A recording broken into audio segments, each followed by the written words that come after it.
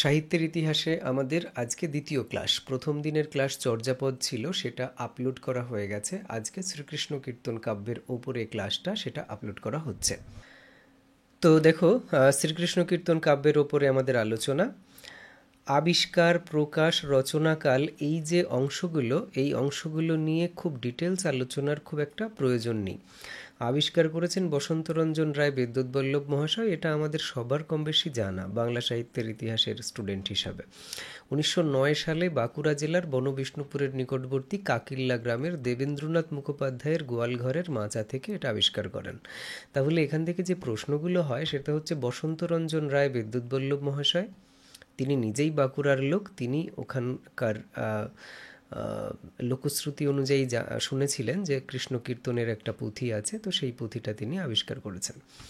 1909 খ্রিস্টাব্দে কোথা থেকে? বাঁকুড়া জেলা থেকে, বনবিষ্ণুপুরের কাছাকাছি থেকে, কাঁকিল্লা গ্রাম থেকে, দেবেন্দ্রনাথ মুখোপাধ্যায়ের বাড়ি থেকে, কোথা থেকে? গোয়ালঘরের মাচা থেকে। এই যে কতগুলো জায়গা, এখান থেকে প্রশ্ন আসে স্বাভাবিকভাবেই, আমরা সবাই বুঝতে পারছি। আচ্ছা, তো এরপরে প্রকাশ হয়েছে কবে? 1916 খ্রিস্টাব্দে। তো দেখো, 1909 আবিষ্কৃত হলো চর্যাপদের ঠিক 2 বছর পরে। প্রকাশিত হয়েছে 1916 সালে। চর্যাপদ যে বছর প্রকাশিত হয়েছে সেই একই বছরে। বঙ্গীয় সাহিত্য পরিষদ থেকে প্রকাশিত হয়েছে, বসন্তরঞ্জন রায় নিজেই এটা সম্পাদনা করেছেন। ওকে, আর রচনাকাল কত? রচনাকাল হচ্ছে চতুর্দশ শতকের শেষ বা পঞ্চদশ শতকের শুরুর অর্ধ। অর্থাৎ শ্রীকৃষ্ণ কীর্তন নিয়ে না এক্স্যাক্ট সময়টা কেউ নির্ধারণ করতে পারেননি। তো মোটামুটি চতুর্দশ শতকের শেষ, মানে 1350 থেকে 1400, এর মধ্যে যে চতুর্দশ শতক, আর 1400 থেকে 1450, এইটা পঞ্চদশ শতকের প্রথমার্ধ। তো এই সময়কালের মধ্যে কোনো একটা টাইমে শ্রীকৃষ্ণ কীর্তন কাব্য রচিত হয়েছে বলে আমাদের পণ্ডিতেরা সবাই মনে করেছেন। এরপর হচ্ছে রচয়িতা। তো রচয়িতা বড়ু চণ্ডীদাস, আমরা সবাই এটা জানি। ওনার আর যে নাম ছিল, চণ্ডীদাস ভণিতা পাওয়া গেছে, অনন্ত বড়ু চণ্ডীদাস ভণিতা পাওয়া গেছে, আনন্ত এটাও পাওয়া গেছে। এটা অবশ্য আমি নিজে খুঁজে দেখিনি, তবে মানে ওই সাহিত্য পরিষদের যে বইটা, সেই বইটা আমি খুঁজে দেখিনি, বাট অন্য সাহিত্যের ইতিহাস বইগুলোতে পেয়েছি, তাই এই আনন্ত বড়ু এই নামটাও এখানে দিয়ে দেওয়া হলো। বাসুলির উপাসক ছিলেন, এটা একাধিকবার তিনি তার ভণিতাতে বলেছেন। পুঁথি, বেসিক্যালি পুঁথিতে প্রথম শেষ পাতাতে পুঁথির নাম থাকে। নর্মালি প্রাচীন পুঁথিগুলোর ক্ষেত্রে বা মধ্যযুগের পুঁথিগুলোর ক্ষেত্রে এটাই নিয়ম। প্রথম দিকে পুষ্পিকা থাকবে, তারপর শেষের দিকেও এখানেই পুঁথির নাম যেটা, সেটা বলে দেওয়া থাকে। কিন্তু শ্রীকৃষ্ণ কীর্তন কাব্যে প্রথম দিকের কিছু পেজ পাওয়া যায়নি, শেষের দিকের কিছু, ইভেন মাঝখানেরও বিভিন্ন পেজ পাওয়া যায়নি। ওকে, তো চর্যাপদের ক্ষেত্রে আমরা যেমন দেখেছি যে সেখানে মাত্র 3.5 পদ পাওয়া যায়নি, শ্রীকৃষ্ণ কীর্তনের ক্ষেত্রে এই সংখ্যাটা আরও অনেক বেশি। ওকে, এক্স্যাক্টলি বলা যায় না, যেহেতু চর্যাপদে আমরা শেষ সংখ্যাটা 50 এটা মোটামুটি জেনে ফেলেছিলাম, কিন্তু শ্রীকৃষ্ণ কীর্তনের টোটাল পদ সংখ্যা কত আমরা তো জানতে পারিনি। ন্যাচারালি এখানে যে কতগুলো পদ পাওয়া যায়নি সেটা বলতে পারা যাচ্ছে না এরকম, কিন্তু অনেক পেজ শ্রীকৃষ্ণ কীর্তন কাব্যের মিসিং আছে। তো সেই কারণে এর যে নামটা পুঁথির সেটা জানা যায়নি, কিন্তু নামটা দিয়েছেন কে? দিয়েছেন হচ্ছে বসন্তরঞ্জন বাবু নিজেই। তিনি আবিষ্কারক, তিনিই সম্পাদক, তিনিই এই নামটা দিয়েছেন শ্রীকৃষ্ণ কীর্তন। এখন তাহলে দেখো, চর্যাপদের নামকরণটা, যেটা চর্যাচর্য বিনিশ্চয় বা 1000 বছরের পুরানো বাঙ্গালা ভাষায় বৌদ্ধ গান ও দোহা, এই যে দুটো নাম, মানে যে বইয়ে প্রকাশিত হলো সেটার নাম বৌদ্ধ গান ও দোহা, আর যে পুঁথিটা সেটার নাম হচ্ছে চর্যাচর্য বিনিশ্চয়। এই নামটা কে দিলেন? ওখানেও দেখবে ওই আবিষ্কারক বা সম্পাদক যিনি, হরপ্রসাদ শাস্ত্রী, তিনি দিয়েছেন। এখানেও আমরা দেখতে পাচ্ছি বসন্তরঞ্জন রায়, তিনি দিয়েছেন এই নামটা শ্রীকৃষ্ণ কীর্তন কাব্য। কিন্তু এই নামটা তিনি কোথায় পেলেন? আসলে লোকশ্রুতি থেকে তিনি বলেছেন, শ্রীকৃষ্ণ কীর্তনের ওই ভূমিকাতে তিনি বলছেন যে, লোকশ্রুতিতে আমি এইটা জানতাম বা শুনেছিলাম যে কৃষ্ণ কীর্তন, হ্যাঁ, পালা বলে কিছু একটা আছে। যখন আমার এই পুঁথিটা হাতে এলো তখন মনে হলো এটা সেই পালাটা, সেখানে কৃষ্ণ কীর্তনের জায়গায় তিনি শ্রীকৃষ্ণ কীর্তন এরকম নামটা করেছেন। তো এটা তার দেওয়া। আর এই পুঁথিটার ভেতরে একটা চিরকুট পাওয়া গেছে। সেই চিরকুটটাতে কিছু কথা লেখা আছে কি 1682 সালে বনবিষ্ণুপুরের গ্রন্থাগারে রক্ষিত ছিল এই পুঁথি। এই পুঁথি মানে ওই চিরকুট থেকে এক্স্যাক্টলি এই কথাটা জানা যায় না। চিরকুটটাতেও না ওখানে নাম ছিল শ্রীকৃষ্ণ সন্দর্ভ, যে ওখানে বলা হচ্ছে মোদ্দা কথা এরকম যে একটা চিরকুটে লেখা যে শ্রীকৃষ্ণ সন্দর্ভ বইয়ের এত পাতা থেকে এত পাতা অমুক এত তারিখে নিয়ে গেলেন, আবার পরে এত তারিখে তিনি আবার ফেরত দিলেন, যেরকমটা লাইব্রেরিতে ঘটে থাকে। হ্যাঁ, বই নিয়ে গেলে আমাদের তো একটা তোমার দেয়, সেখানে এগুলো লেখা থাকে, এখানেও তাই ছিল। কিন্তু এর থেকে নিশ্চিত প্রমাণ হয় না যে এই পুঁথিটার নামই শ্রীকৃষ্ণ সন্দর্ভ। ইদানিং কেউ কেউ বলছেন যে এটা প্রমাণিত হয়েছে যে শ্রীকৃষ্ণ সন্দর্ভ অন্য একটা বইয়ের নাম, কিন্তু তার ওই চিরকুটটা ঘটনাচক্রে এই পুঁথিটার মধ্যে ছিল। কিন্তু যাই হোক, আমাদের পরীক্ষাতে প্রশ্ন আসে যে ওর মধ্যে যে চিরকুটটা পাওয়া গেছে সেই চিরকুটে অ্যাকচুয়ালি কী নাম মেনশন করা ছিল। তো শ্রীকৃষ্ণ সন্দর্ভ এই নামটা মেনশন করা ছিল। এই কারণে অনেকে বলেন যে এর নাম অরিজিনালি হওয়া উচিত ছিল শ্রীকৃষ্ণ সন্দর্ভ। আবার অনেকে বলেন যে না রে ভাই, ওই চিরকুটটা ঘটনাচক্রে ওই পুঁথির মধ্যে ঢুকে পড়েছে, কিন্তু ওই চিরকুটটা অন্য একটা বইয়ের, এমনও হতে পারে। তো যাই হোক, এটা সম্পর্কে নিশ্চিত করে আজ পর্যন্ত বলা যায়নি। তবে ওই শ্রীকৃষ্ণ কীর্তন নামটা এতটাই জনপ্রিয় হয়ে গেছে যে আর অন্য কোনো নাম এখানে কেউ আর ভাবেনি। চর্যাপদের ক্ষেত্রে যেমন অনেকগুলো নাম এসেছে, কিন্তু শ্রীকৃষ্ণ কীর্তন কাব্যের ক্ষেত্রে ওই নাম করার কেউ আর সেরকম চেষ্টা করেননি। এখানে আরেকটা প্রশ্ন আসে যে পুঁথির হস্তাক্ষর কত রকম, মানে পুঁথিতে যে লেখা হয়েছে না, সেই লেখাতে যে হস্তাক্ষর আছে সেটা 3 রকম। এটা রাখাল দাস বন্দ্যোপাধ্যায় এটা নিয়ে পরীক্ষা করেছিলেন। ওকে, রাখাল দাস বন্দ্যোপাধ্যায় এটা নিয়ে বিশ্লেষণ করেন। তিনি যেহেতু লিপি বিশারদ ছিলেন, প্রত্নলিপি বিশারদ, সেখানে তিনি দেখছেন যে 3 রকমের হস্তাক্ষর আছে। একটা হচ্ছে প্রাচীন হস্তাক্ষর, অনেক প্রাচীন, ধরে উনি বলতে চেয়েছেন যে এটা ত্রয়োদশ চতুর্দশ শতকের আর কি, যে সেই সময়ের যেরকম লেখার স্টাইলটা ছিল, লিপিগুলো ছিল, লিপির গঠনগুলো ছিল, শ্রীকৃষ্ণ কীর্তনের পুঁথিতে সেরকম একটা নিদর্শন পাওয়া যায়। আবার ওই তার আর কি পরবর্তীকালে তার যে অনুকরণ সেগুলোও পাওয়া যাচ্ছে। আবার আধুনিক কালে মানে হয় কি, ধরো একটা পুঁথি, তো পুঁথিটা কি হয় অনেকগুলো পেজ, এটা তুলুট কাগজে করা এই শ্রীকৃষ্ণ কীর্তনের পুঁথিটা, কোনোটা আবার তাল পাতায় করা, কোনোটা অন্য কোনো কিছুতে করা। এবার স্বাভাবিকভাবেই তখনকার দিনে তো আজকের মতো এত সুন্দর টেকনোলজি ছিল না, তার ফলে কি হতো মাঝে মাঝে পেজগুলো নষ্ট হয়ে যেত, অনেক সময় ভেঙে যেত। তার জন্য ওই জায়গাতে ওই অংশটা আবার লিখে রাখার প্রয়োজন পড়তো।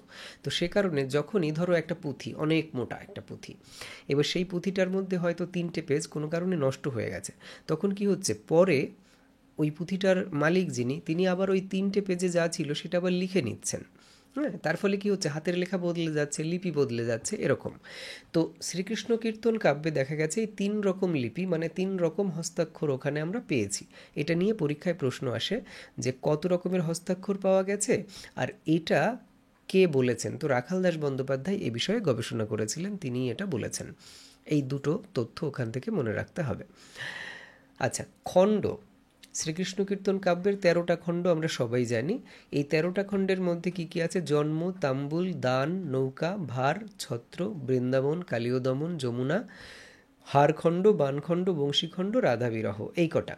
আচ্ছা, এর মধ্যে এই তোমার কি বলে, এই যে ছত্রখণ্ড, এখানে নিচে লক্ষ্য করে দেখো,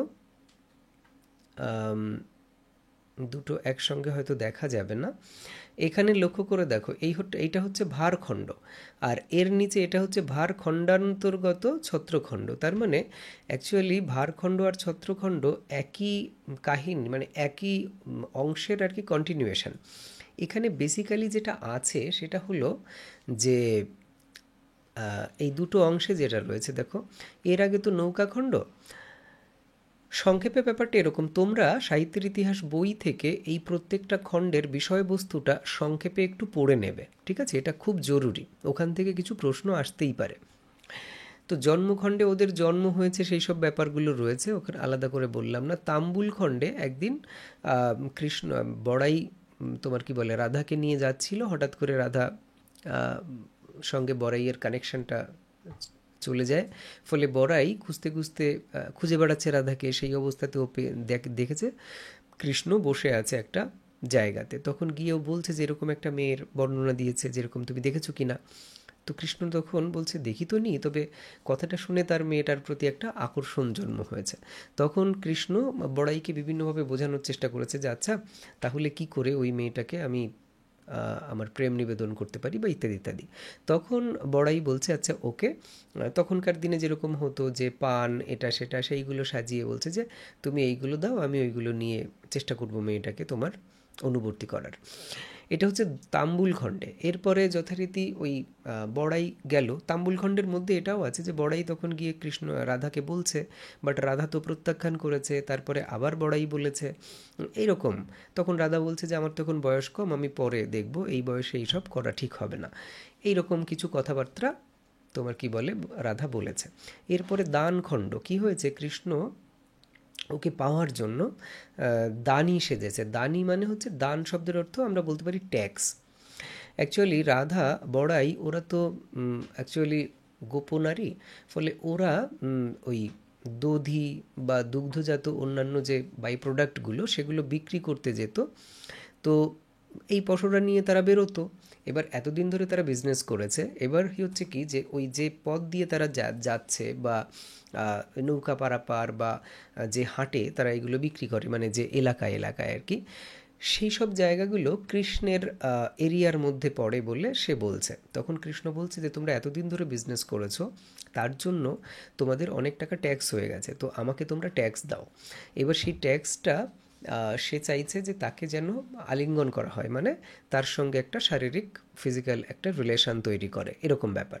তো রাধা নানাভাবে তাকে বোঝানোর চেষ্টা করে, বাট কৃষ্ণ কোনোভাবেই এটা মানতে চায় না।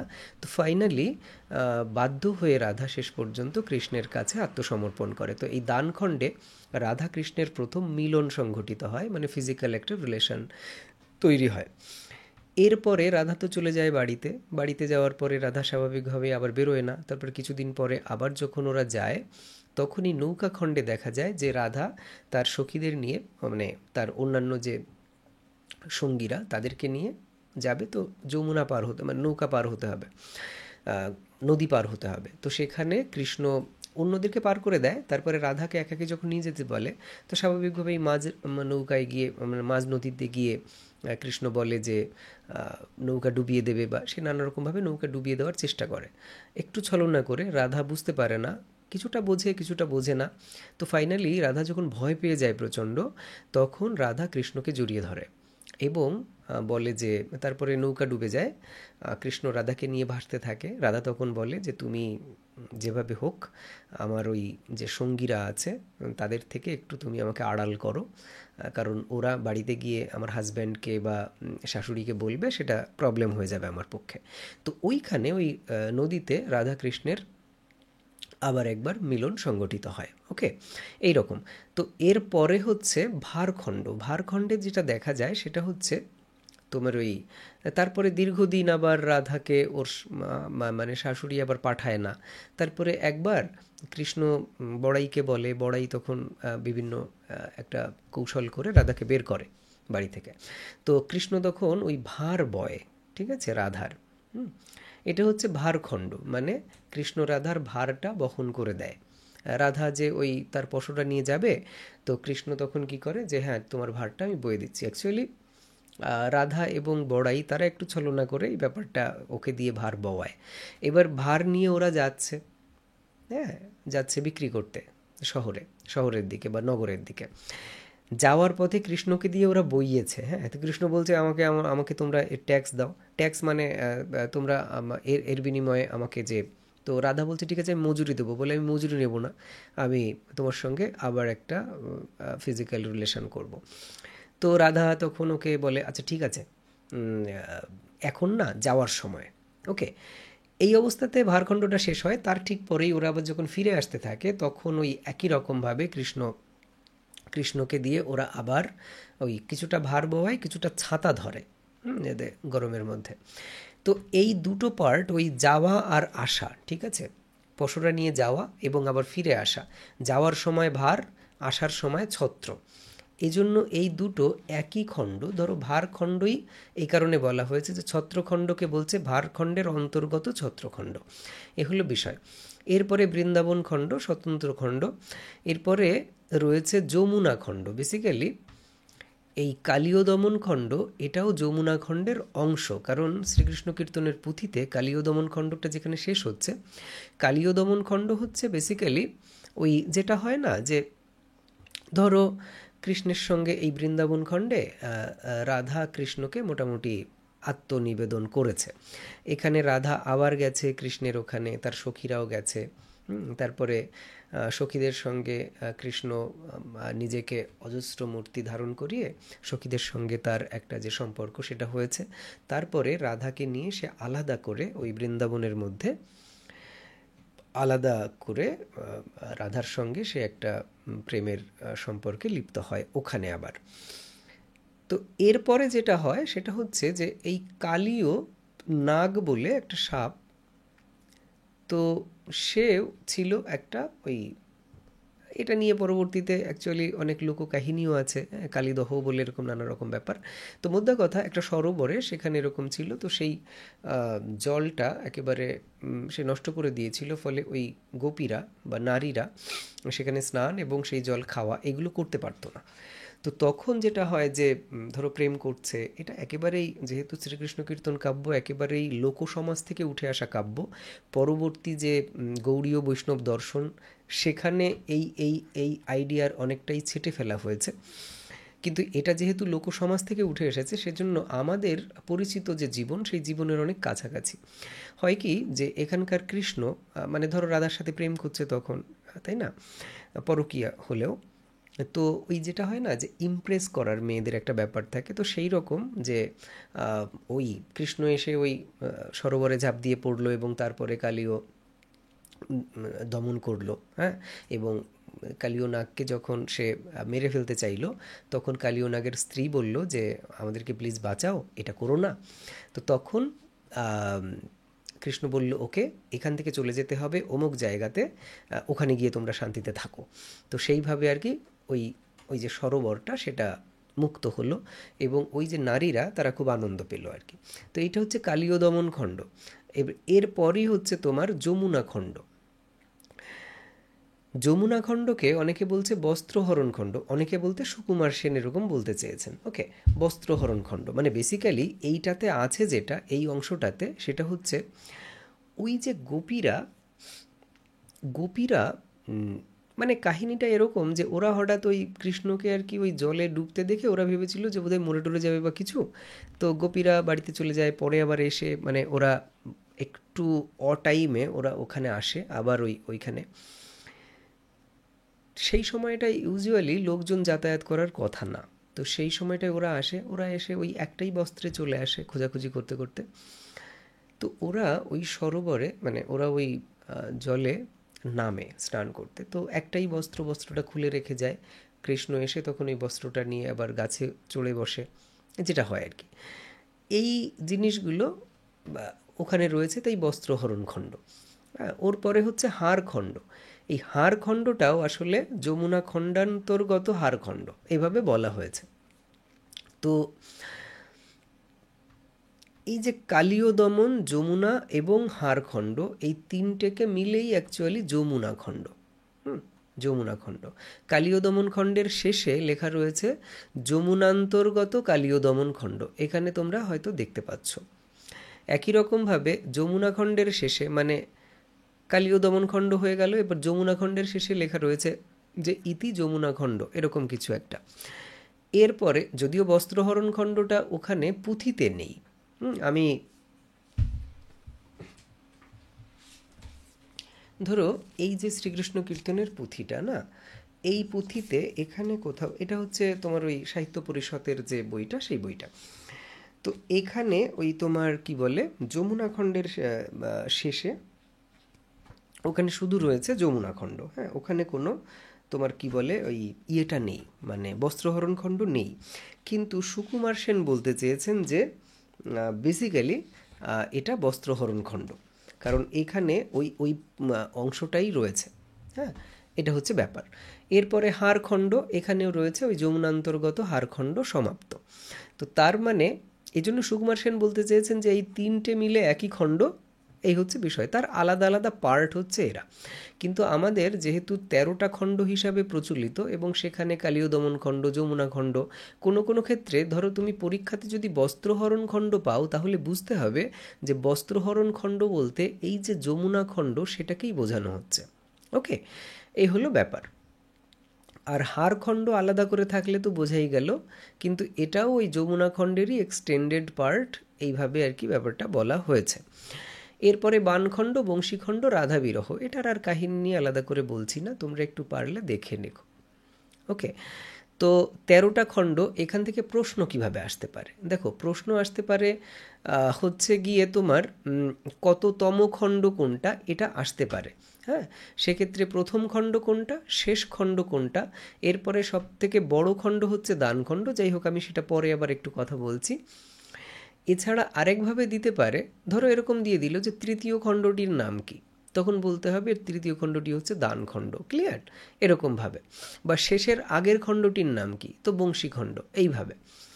আচ্ছা, এরপরে আরেকভাবে প্রশ্ন আসতে পারে সিকোয়েন্স মেনে, যে শ্রীকৃষ্ণ কীর্তন কাব্যের ক্রমানুযায়ী খণ্ডগুলি হলো বলে, ধরো তাম্বুল খণ্ড একটু পরে দিয়ে দিল, নৌকাখণ্ড একটু আগে দিয়ে দিল, ভারখণ্ড এদিক ওদিক করে দিল, এই জাতীয় প্রশ্ন দিতে পারে। মানে তোমাকে পুরো 13টা খণ্ড পর পর মুখস্থ রাখতে হবে।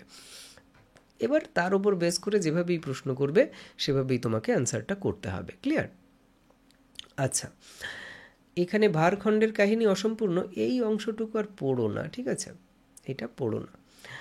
রাধা বিরহের কাহিনী খণ্ডিত। হ্যাঁ, রাধা বিরহের ওখানে গিয়ে কাহিনীটা অ্যাকচুয়ালি খণ্ডিত হয়েছে, অনেকের মতে এই অংশটা প্রক্ষিপ্ত। তো এখান থেকেই প্রশ্ন আসবে যে কোন খণ্ডটা খণ্ডিত। তো রাধা বিরহের অংশটা খণ্ডিত এবং এটাকে প্রক্ষিপ্ত বলছে অনেকে, প্রক্ষিপ্ত, এই শব্দ দুটো মনে রাখবে। আচ্ছা, অসম্পূর্ণ খণ্ড আছে বেশ কয়েকটা, মানে সম্পূর্ণ খণ্ড কয়েকটা, ওই যে মাঝখানে মাঝখানে বেশ কিছু পেজ পাওয়া যায়নি, তার ফলে অনেকগুলোই অসম্পূর্ণ। আমি হয়তো পরে কখনো তার একটা লিস্ট দিতে পারি, বা তোমরাও একটু কখনো দেখে নিতে পারো এটা সাহিত্যের ইতিহাস বই থেকে। ওকে, কাব্যের পদ সংখ্যা হচ্ছে 418। 419ও পাওয়া যায়, কিন্তু ওই আমি পরে আর কি গুনে টুনে দেখলাম 418টা পদই এখানে উচিত হবে। আচ্ছা, এখানে যেটা রয়েছে সেটা হচ্ছে জন্মখণ্ডে 9টা, তাম্বুল খণ্ডে 26। এখানে সব আমরা দেখতে পাচ্ছি পরপর খণ্ডগুলোতে কোন খণ্ডে কটা করে তোমার কি বলে রয়েছে, এই পদ রয়েছে।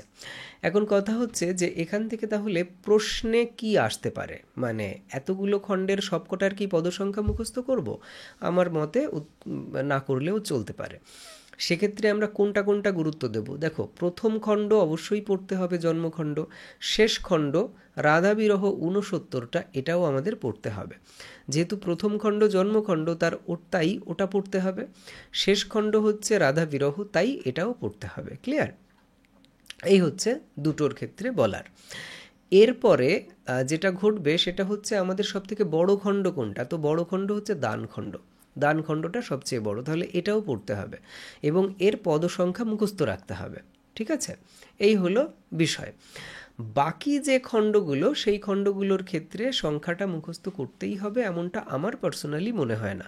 তোমরা যদি পারো তাহলে তো খুবই ভালো, সেটাই হওয়া উচিত।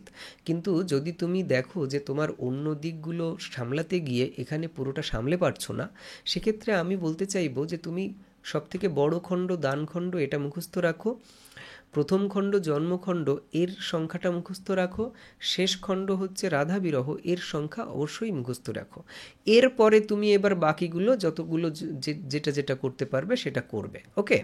আচ্ছা, দানখণ্ডের পরে দ্বিতীয় সর্বোচ্চ হচ্ছে তোমার এই দিকে আমরা দেখতে পাচ্ছি রাধা বিরহ 69, 3 নম্বর হচ্ছে বংশীখণ্ড 41। ওকে, তাহলে এইভাবেও একটুখানি তুমি মনে রাখার চেষ্টা করতে পারো, এই তিনটে এরকম হচ্ছে ব্যাপার।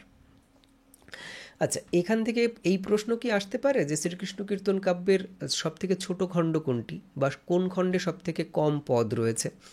দেখো, এই প্রশ্নটা আমি অনেকটা ভেবেছি, ভাবার পরে আমার ফাইনালি মনে হয়েছে এই প্রশ্নটা না পরীক্ষায় দেওয়াটা একটু অসুবিধার। আমার যতদূর ধারণা এরকম প্রশ্ন পরীক্ষাতে না আসাই উচিত হবে, বা না আসার সম্ভাবনা বেশি। তার কারণ হচ্ছে যখনই তুমি সব থেকে কম মানে ছোট খণ্ড কোনটি, তখন আমরা কোন দিকে যাব? এদিকে জন্মখণ্ডে 9টা মাত্র পদ রয়েছে, ওকে। আবার ছত্রখণ্ডে তুমি লক্ষ্য করে দেখো 9টা পদ রয়েছে।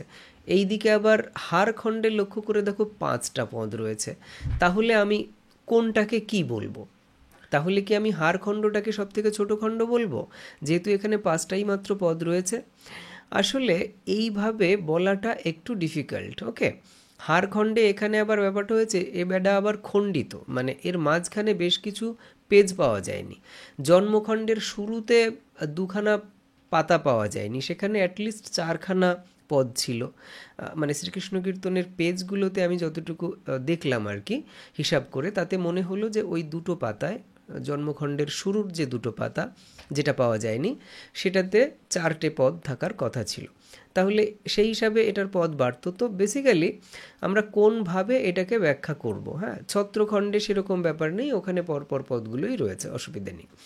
তো এই জন্য হারখণ্ড বলবো না ছত্রখণ্ড বলবো না জন্মখণ্ড বলবো, এটা নিয়ে একটু জটিলতা তৈরি হয়েছে। আবার হারখণ্ডে যদি সত্যিকারের ওই প্রায় 12খানার মতো পেজ পাওয়া যায়নি, সম্ভবত 12টা বা 9টা, আমার এই মুহূর্তে একটু গুলিয়ে যাচ্ছে, অনেকগুলো পেজ পাওয়া যায়নি, এবং তার ফলে এখানে বেশ কিছু পদ ছিল, আমরা সেটা অনুমান করতে পারি। 7, মানে আমি এক্স্যাক্টলি সংখ্যাটা একটু গুলিয়ে ফেললাম যে ওখানে কতগুলো পাতা পাওয়া যায়নি, একটু গুলিয়ে গেল আমার। যাই হোক, তবে অনেকগুলো, এবং তার ফলে সেখানে তোমার পদসংখ্যাও বেশ কিছু ছিল। তার ফলে এইটা ডেফিনেটলি 5টা হবে না। তবে যদি প্রশ্নে আসে যে প্রাপ্ত পুঁথিতে, মানে যে পুঁথিটা পাওয়া গেছে সেই পুঁথিতে পদসংখ্যা সবথেকে কম কোন খণ্ডে রয়েছে, সেক্ষেত্রে আমরা পরিষ্কার দেখতে পাচ্ছি হার খণ্ডে সবথেকে কম পদসংখ্যা রয়েছে। ঠিক আছে, 5টা, এই হচ্ছে ব্যাপার, পাওয়া গেছে 5টা। তো সেক্ষেত্রে আমরা হারখণ্ডই টিক দেব যদি হারখণ্ড থাকে। এবার যদি হারখণ্ড না থাকে, সেক্ষেত্রে জন্মখণ্ড থাকলে 9টা, এখানে টিক দেব। যদি ছত্রখণ্ড থাকে 9টা, তাহলে এখানে টিক দেব। কথাটা কি বোঝা গেল? মানে প্রথম অপশান থাকবে হারখণ্ড, যদি হারখণ্ড না থাকে তাহলে জন্মখণ্ড দেবে অথবা ছত্রখণ্ড দেবে, দুটো তো একসাথে দিতে পারে না, তাই না? কারণ জন্মখণ্ডেও 9টা পদ রয়েছে, আবার ছত্রখণ্ডেও 9টা পদ রয়েছে, ন্যাচারালি এর দুটোর মধ্যে কোনো একটা দেবে, ওকে। আবার কেউ কেউ বলে থাকেন যে ছত্রখণ্ড তো আলাদা খণ্ড নয়, এটা ভার খণ্ডান্তর্গত ছত্রখণ্ড। হ্যাঁ, সুকুমার সেন কী করেছেন, এই দুটো মিলে 35টা পদ রয়েছে এভাবে বলেছেন, যদিও তার হিসাব মেলেনি, কারণ আমি নিজেই এগুলো করে দেখেছি যে ভারখণ্ডে 28টা আর ছত্রখণ্ডে 9টা, মোট হচ্ছে 37টা পদ এখানে রয়েছে। সুকুমার সেন বলেছেন 35, এই জন্য বই থেকে এই সংখ্যাটা না মেলালেই বেটার হয়। আমি একেবারে মূল বই থেকেই, সাহিত্য পরিষদের বই থেকেই একদম ধরে ধরে গুনে গুনে মিলিয়েছি, তাতে এই চার্টটাই এসেছে ফাইনালি। তো তাহলে ওই কোন কোন মানে খণ্ডের কোন কোন পদগুলো পড়তে হবে সেটা মোটামুটি এখান থেকে আমরা আমাদের মতো করে ধরে নিতে পারি। একেবারে পড়তেই হবে জন্মখণ্ড, এদিকে হচ্ছে তোমার দানখণ্ড, এদিকে হচ্ছে রাধা বিরহ, এই 3টে। এরপরে তুমি যদি বাড়াতে চাও তাহলে ছত্রখণ্ডটা মনে রাখতে হবে কম পদ হিসাবে, এদিকে হারখণ্ডটা মনে রাখতে হবে কম পদ হিসাবে, আর তারপরে যদি করতে চাই তাহলে বংশীখণ্ডটা তৃতীয় সর্বোচ্চ পদের জন্য বিখ্যাত এটা। এরপরে ধরো বৃন্দাবন খণ্ড গুরুত্বপূর্ণ একটা জায়গা, তো বৃন্দাবন খণ্ডটার থেকেও পরীক্ষায় প্রশ্ন আসতে পারে। তো এইভাবে ধীরে ধীরে আমরা যাব, ওকে। বৃন্দাবন খণ্ড, এদিকে নৌকা খণ্ড, এভাবে ধীরে ধীরে যাব। কিন্তু প্রাথমিক ওই কটা অবশ্যই করতে হবে, এই হলো ব্যাপার। আচ্ছা, এরপরে আমাদের যে অংশটা থাকে সেটা হচ্ছে শ্লোক। দেখো, প্রত্যেকটা পদের ওপরে তো নেই, তবে কারণ 418টা পদ আমরা দেখতে পেয়েছি, 418টা পদের ওপরেই শ্লোক নেই, তবে বেশ কিছু পদের ওপরে 2 লাইন 4 লাইনের শ্লোক রয়েছে, ওকে, সংস্কৃতে লেখা সেই শ্লোকগুলো। তো এই শ্লোকের সংখ্যা হচ্ছে 161, মানে বলতে চাওয়া হচ্ছে যে 161টা পদের ওপরে পদের শীর্ষদেশে এই শ্লোকগুলো ছিল। 165টা পদের শীর্ষদেশে আমরা শ্লোক পেয়েছি। এর মধ্যে 28টা শ্লোক রিপিট হয়েছে, ওকে, আর 133টা শ্লোক হচ্ছে অ্যাকচুয়ালি ছিল। 133টা হচ্ছে অরিজিনাল শ্লোক, এর মধ্যে 28টা হয়েছে রিপিট, তার জন্য টোটাল 161টা শ্লোক আমরা দেখতে পাই। ওকে, 161টা শ্লোক দেখতে পাই, মানে শ্লোক অ্যাকচুয়ালি 133টা, কিন্তু ওই 28টা রিপিট হওয়ার কারণে আমরা 161টা পদের শীর্ষদেশে শ্লোকটা দেখতে পাই। কথাটা কি পরিষ্কার হলো? এই হলো বিষয়। তাহলে পরীক্ষাতে যদি প্রশ্ন আসে, প্রশ্নের ভাষাটা ভালো করে বুঝতে হবে। পরীক্ষাতে যদি প্রশ্ন আসে শ্রীকৃষ্ণ কীর্তন কাব্যে সংস্কৃত শ্লোকের সংখ্যা, সেখানে থাকলো 161, বাকি 3টে থাকলো এমন, এর মধ্যে কোনো ব্যাপার ছিল, 133-এর কোনো গল্প সেখানে নেই, সেক্ষেত্রে তুমি বুঝতেই পারবে 161তে টিক দিয়ে দিতে হবে। যদি প্রশ্ন এরকম থাকে যে শ্রীকৃষ্ণ কীর্তন কাব্যে ব্যবহৃত মোট সংস্কৃত শ্লোকের সংখ্যা, সেখানে 133 রয়েছে, 61 নেই, সেক্ষেত্রে তোমরা 133-এ টিক দেবে। ওকে, এবার যদি প্রশ্ন আসে যে সংস্কৃত শ্লোক রিপিট হয়েছে কতগুলো, তখন বলতে হবে 28টা। এরপরে যদি এরকম প্রশ্ন আসে যে শ্রীকৃষ্ণ কীর্তন কাব্যে সংস্কৃত শ্লোকের সংখ্যা, সেক্ষেত্রে থাকলো 161, 133 দুটোই উল্লেখ করে দিল, সেক্ষেত্রে তুমি বুঝবে 33 উল্লেখ করা মানেই এটুকু বুঝতে পারবে যে পদকর্তা 33 সংখ্যাটা সম্পর্কে ওয়াকিবহাল, এবং সে কারণেই তিনি ওই 33টাকে মাথায় রেখে এই প্রশ্নটাকে রেডি করেছেন। সেক্ষেত্রে আমাদেরকে 133টা দিতে হবে, কারণ পদ তো অ্যাকচুয়ালি শ্লোক তো 133টা, তারপরে আরও 28খানা রিপিট হওয়াতে 133 যোগ 28 সমান 161 বার ওটা লেখা হয়েছে। তাহলে শ্লোকের সংখ্যা অ্যাকচুয়ালি 133, কিন্তু 133 যদি অপশানে না থাকে, অথচ প্রশ্নের ভাষা থাকে যে সংস্কৃত শ্লোকের সংখ্যা কত, তখন তোমরা 161ই করবে, কারণ সেক্ষেত্রে 161টা ওই পদের শীর্ষদেশে রয়েছে, সেই হিসাবে ওই প্রশ্নটা দিয়েছে, এভাবে ধরে নেবে। ওকে, তাহলে এখান থেকে ক্লিয়ার হলো। সর্বাধিক শ্লোক রয়েছে আমাদের দানখণ্ডে 46টা। স্বাভাবিকভাবে এটাই থাকবে, কারণ দানখণ্ডে তোমার পদসংখ্যা 112 সব থেকে বেশি, ফলে সংস্কৃত শ্লোকের সংখ্যাটাও দানখণ্ডে সব থেকে বেশি থাকবে। এরপরে কিছু কাব্যের ভেতর থেকে কিছু অংশ, সেটা হচ্ছে এখানে 32টা রাগ রাগিনীর উল্লেখ রয়েছে, 32টা। চর্যাপদ শ্রীকৃষ্ণ কীর্তনে আছে এমন কয়েকটা রাগ হচ্ছে এটা, পটমঞ্জরি, গুজ্জরি, ভৈরবী, এগুলো। আচ্ছা, এখান থেকে আরেকটা প্রশ্ন হতেই পারত যে শ্রীকৃষ্ণ কীর্তন কাব্যে সব থেকে বেশি ব্যবহৃত হয়েছে কোন রাগটা, সেটা আমার এখানে নেই। এটা তোমরা যদি জানতে পারো একটু কমেন্টে যদি জানাও, আমি নিজেও উপকৃত হব এবং অন্য বন্ধুরাও উপকৃত হবে তার দ্বারা। আচ্ছা, এখানে তাল আছে বেশ কিছু, এগুলো পরীক্ষাতে হয়তো আসবে না, তবু আমি একটু দিয়ে রেখেছি, তোমরা একবার চোখ বুলিয়ে রাখতে পারো। কাব্য বৈশিষ্ট্যটা হচ্ছে এটা আখ্যানধর্মী কাব্য, স্বাভাবিকভাবেই নাটকীয়তা এখানের একটা অন্যতম বৈশিষ্ট্য, গীতিময়তাও আছে যেহেতু গান আকারে গাওয়া হতো, আর চারিত্রিক দ্বন্দ্ব আছে, দ্বন্দ্ব রয়েছে। এটা খানিকটা তোমার কি বলে উপন্যাসের গুণের মতো, আবার কিছুটা নাটকীয় গুণের মতো, ঠিক আছে, এই ব্যাপারগুলো। তাহলে এই বৈশিষ্ট্যগুলো থেকে প্রশ্ন আসতেই পারে যে শ্রীকৃষ্ণ কীর্তন কাব্যের ক্ষেত্রে কোন বৈশিষ্ট্যটি প্রযোজ্য নয়, সেক্ষেত্রে হয়তো এর 3টে দিয়ে দেবে, একটা বাইরের এমন দেবে, সেটা শ্রীকৃষ্ণ কীর্তনের ক্ষেত্রে অ্যাপ্লিকেবল নয়। আচ্ছা, সুকুমার সেন বলেছেন নাটগীতি পঞ্চালিকা। এই যে কথাটা, এখানে আরও 3টে কথা অ্যাড করে নাও, ঠিক আছে। একটা হচ্ছে চিত্রনাট গীতি, এটা হচ্ছে শ্রীকৃষ্ণ কীর্তন মানে সুকুমার সেনের সাহিত্যের ইতিহাস প্রথম খণ্ডে তিনি এই শব্দগুলো ব্যবহার করেছেন, সেগুলো আমি এখানে টুকে রেখেছি। চিত্রনাট গীতি এইটা ব্যবহার করেছেন তিনি শ্রীকৃষ্ণ কীর্তন কাব্য সম্পর্কে। এছাড়া তিনি ব্যবহার করেছেন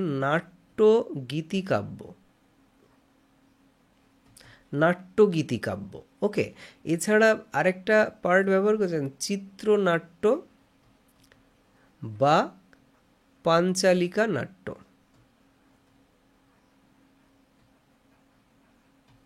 চিত্রনাট্য বা পাঞ্চালিকা নাট্য, ওকে, এই কটা। তাহলে নাটগীতি পাঞ্চালিকা এটা কে বলেছেন? সুকুমার সেন। আচ্ছা, নাটগীতি কাব্য এই যে নাট্যগীতিকাব্য যেটা, সেটাই অনেকে নাটগীতিকাব্যও বলতে পারে, এটাও সুকুমার সেন বলেছেন। আচ্ছা, চিত্রনাটগীতি এটাও সুকুমার সেন বলেছেন। চিত্রনাট্য বা পাঞ্চালিকা নাট্য এটাও সুকুমার সেন বলেছেন। তাহলে এই অংশগুলো তোমরা একটু খাতায় লিখে ফেলো, লিখে রেখো। প্রধান ছন্দ হচ্ছে অক্ষরবৃত্ত বা মিশ্র কলাবৃত্ত রীতির পয়ার ও ত্রিপদী। শ্রীকৃষ্ণ কীর্তনে আমরা দেখব যে পয়ার ছন্দটা আছে আর ত্রিপদী আছে বেশ কিছু পদে। ওকে, আর এটা হচ্ছে মিশ্র কলাবৃত্ত, মনে রেখো, বা অক্ষরবৃত্ত, পরীক্ষাতে প্রশ্ন আসতে পারে। প্রধান চরিত্র তিনটে, রাধা, কৃষ্ণ আর বড়াই, তিনটে ক্যারেক্টার হচ্ছে প্রধান। অপ্রধান অনেকগুলো ক্যারেক্টার আছে, তার মধ্যে এই ক্যারেক্টারগুলো একটু মনে রেখো। পৌরাণিক চরিত্র আছে বেশ কিছু, এগুলো একটু পড়ে রেখো। রামায়ণের কয়েকটা চরিত্র এখানে রয়েছে, হ্যাঁ, মহাভারতেরও কয়েকটা চরিত্র এখানে রয়েছে, এইগুলো একটু দেখে নিতে হবে। এগুলো আলাদা করে আর কী বা বলবো আমি, ঠিক আছে। রাধাকৃষ্ণের মিলন ঘটেছে কতবার? শ্রীকৃষ্ণ কীর্তন কাব্যে মোট 5 বার রাধাকৃষ্ণের মিলন ঘটেছে। দানখণ্ডে, নৌকাখণ্ডে, বৃন্দাবন খণ্ডে, বানখণ্ডে আর রাধা বিরহে। ওকে, এই 5টা জায়গাতে মুখস্থ করে রাখতে হবে। আচ্ছা, রাধার আবাস কোথায়? গোকুল। রাধার অন্য নাম হচ্ছে এখানে চন্দ্রাবলী। কাব্যে রাধার বয়স বলা হচ্ছে 11 বছর। রাধার পিতা হচ্ছে সাগর, মাতা হচ্ছে পদুমা বা পদ্মা, আর তার স্বামী হচ্ছে অভিমন্যু বা আইহন। এটা হচ্ছে শ্রীকৃষ্ণ কীর্তন কাব্য অনুসারে তার যে নিজের এবং তার যে সম্পর্কিত মানুষগুলো তাদের পরিচিতি। বড়াইয়ের ক্ষেত্রের ব্যাপারটা হচ্ছে রাধার সাথে সম্পর্ক কি? দিদিমা নাতনির, ঠিক আছে, মায়ের পিসি ওর, সেই অর্থে দিদিমা বলা হয়। রাধার কাছে শ্রীকৃষ্ণের প্রেমের প্রস্তাব নিয়ে গেছেন 3 বার, ঠিক আছে, রাধার কাছে শ্রীকৃষ্ণের প্রেমের প্রস্তাব নিয়ে গেছেন 3 বার। তাহলে মনে রাখতে হবে যে এই কাব্যে না শ্রীকৃষ্ণের পূর্বরাগের কথা আছে, শ্রীকৃষ্ণের পূর্বরাগ। ওকে, শ্রীকৃষ্ণের পূর্বরাগের কথা আছে। এখানে আরেকটা প্রশ্ন প্রাসঙ্গিকভাবে এসে যায়, সেটা হলো যে এই যে পূর্বরাগ, পূর্বরাগ কিভাবে ঘটে? যে কারোর নাম শ্রবণে বা স্বপ্ন দেখে বা তার ছবি দেখে বা তার বংশীধ্বনি শ্রবণে। এখন শ্রীকৃষ্ণের পূর্বরাগে বংশীধ্বনি শ্রবণের ব্যাপার নেই, আর বাকি 3টের মধ্যে শ্রীকৃষ্ণ রাধার সম্পর্কে তো শুনেছে বড়াইয়ের কাছে, সুতরাং শ্রবণ এইটা তার পূর্বরাগের ক্ষেত্রে ভূমিকা রেখেছে।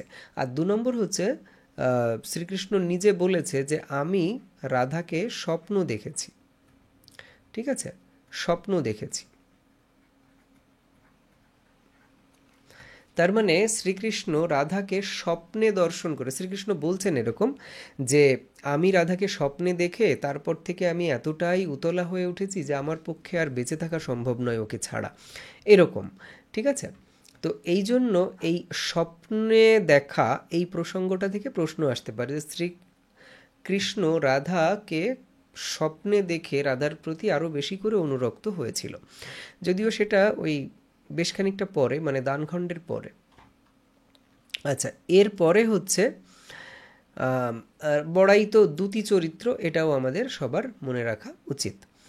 শ্রীকৃষ্ণ কীর্তনের মূল ঘটনা সংঘটিত হয়েছে বৃন্দাবনে, বৃন্দাবনে, মথুরাতে নয় বা দ্বারকাতে নয়, বৃন্দাবনে। আচ্ছা, এরপরে চণ্ডীদাসের উল্লেখ কোথায় কোথায় আছে? শ্রী চৈতন্য চরিতামৃত এই বইয়ে রয়েছে মধ্য অন্তলীলা। আমার যতদূর ধারণা যে এটা বড়ু চণ্ডীদাসের উল্লেখ বোধহয় নয়, বড়ু চণ্ডীদাস বোধহয় না, এটা পদাবলীর চণ্ডীদাস। পদকল্পতরু, বৈষ্ণব তোষিনী যখন রয়েছে সেটা দেখে নেবে আর কি, পরীক্ষাতে সেরকম প্রশ্ন আসলে লিখবে, বাট এটা অতটা গুরুত্বপূর্ণ আছে বলে আমার মনে হয় না। শ্রীকৃষ্ণ কীর্তনে কয়েকটা প্রবাদ আছে। ললাট নীলি খণ্ডন না যায়, ললাটের যে লিখন সেটা খণ্ডানো যায় না, এটা। কাটিল ঘাওত লেবু রস দেহ কত, কাটা ঘায়ে লেবুর রস, মানে আমরা বলি না যে কাটা ঘায়ে নুনের ছিটে, খানিকটা সেরকম, কত দেবে। শ্রীকৃষ্ণ কীর্তন, এই প্রবাদ দুটো একটু মনে রাখার চেষ্টা করো। শ্রীকৃষ্ণ কীর্তন নিয়ে গবেষণা করেছেন এমন কয়েকজন পণ্ডিত, এখানে এদের নামগুলো লেখা রয়েছে। দেখো, এখানে একটা গুরুত্বপূর্ণ নাম হচ্ছে হরপ্রসাদ শাস্ত্রী। অ্যাকচুয়ালি হরপ্রসাদ শাস্ত্রী মহাশয় প্রথমে এতটাই এক্সাইটেড হয়ে পড়েছিলেন যে তিনি বলেছিলেন যে এই কাব্যটা আর কি, শ্রীকৃষ্ণ কীর্তন কাব্যটাতে ওই যে জয়দেবের কয়েকটা পদের হুবহু রেপ্লিকা বলা যেতে পারে শ্রীকৃষ্ণ কীর্তন কাব্যের, তো সেজন্য হরপ্রসাদ শাস্ত্রী বলছেন যে শ্রীকৃষ্ণ কীর্তনের কবি আসলে জয়দেবেরও পুরনো। জয়দেব শ্রীকৃষ্ণ কীর্তন কাব্য দ্বারা অনুপ্রাণিত হয়ে কাব্য রচনা করেছেন বা পদ রচনা করেছেন। ওকে, কিন্তু পরবর্তীতে সেই কথাগুলো কেউ মান্যতা দেয়নি, এমনকি তিনি নিজেও পরবর্তীতে এই ভাবনা থেকে সরে এসেছিলেন। তো যেটা বলার সেটা হচ্ছে হরপ্রসাদ শাস্ত্রী শ্রীকৃষ্ণ কীর্তন কাব্য নিয়ে গবেষণা করেছেন। পরীক্ষাতে অপশানে যদি হরপ্রসাদ শাস্ত্রী থাকে তাহলে কিন্তু নাক সিটকানোর কোনো ব্যাপার নেই, কারণ তিনি শ্রীকৃষ্ণ কীর্তন কাব্য নিয়েও গবেষণা করেছেন। ক্লিয়ার? আচ্ছা, গুরুত্ব তো আদি মধ্যযুগের বাংলা ভাষা ও সাহিত্যের প্রথম নিদর্শন, আর বাংলা সাহিত্যের প্রথম কাহিনী কাব্য এটা। তার আগে তো চর্যাপদ, সেটা তো কাহিনী কাব্য নয়, শ্রীকৃষ্ণ কীর্তনই প্রথম কাহিনী কাব্য। ওকে, এখানেই আমাদের এই নোটটা বা এই ক্লাসটা শেষ। তবে এখানে তোমাদেরকে এক্সট্রা কয়েকটা জিনিস একটু করতে হবে। কি না, সাহিত্যের ইতিহাসের বই একটা খুব ভালো করে পড়তে হবে। সেখানে যদি 4 পেজ থাকে, 5 পেজ থাকে, 10 পেজ থাকে, পড়ে ফেলতে হবে। ক্লিয়ার? আর একটা জিনিস একটু করার চেষ্টা করবে তোমরা, এটা আমি করিনি, তোমাদের জন্য রেখে দিয়েছি। সেটা হলো যে শ্রীকৃষ্ণ কীর্তনের যে বিভিন্ন খণ্ডগুলো, সেই খণ্ডগুলো মধ্যে সবকটা না হোক কয়েকটা কোনো বিশেষ ঋতুর প্রেক্ষাপটে মানে প্রেক্ষাপটটা ওখানে রয়েছে। ঠিক আছে? তো সেই জায়গাটা একটুখানি আমাদের মাথায় রাখতে হবে। যেমন ধরো নৌকাখণ্ড, না, নৌকাখণ্ড এটা হয়েছে তোমার বর্ষাকালে। ঠিক আছে? বর্ষাকালে ওই ওই অংশটার যে ঘটনা সেটা সংগঠিত হয়েছে। তারপরে ভারখণ্ড এটা হয়েছে তোমার শরৎকালে। ভারখণ্ডের ঠিক পরই ছত্রখণ্ড, বলেছি যে এই দুটো একই রকম। ওকে, তাহলে ছত্রখণ্ডটাও শরৎকালে। এইভাবে তোমার ওই যে খণ্ডগুলো, সেই খণ্ডগুলোতে কাহিনীটা যেটা বর্ণিত হচ্ছে সেটা কোন ঋতুর প্রেক্ষাপটে ঘটছে সেইটা একটু যদি জানা যায় তাহলে তোমরা ভালোভাবে রেডি হয়ে যেতে পারবে। ওকে, পরীক্ষার হলে। তো এই জায়গাগুলো তোমরা একটু দেখো, আর এর বাইরেও যদি কোনো তথ্য পাও সেরকম উল্লেখ করার মতো, সেগুলো তোমরা নিজেরা টুকে নিও, বা তোমরা কমেন্টেও জানাতে পারো যে স্যার এই তথ্যগুলো এর মধ্যে আরও বেশি ইম্পর্ট্যান্ট ছিল। ঠিক আছে? তাহলে সবাই ভালো থেকো। পরের দিন সাহিত্যের ইতিহাসে অন্য কোনো টপিকের ওপর আলোচনা হবে।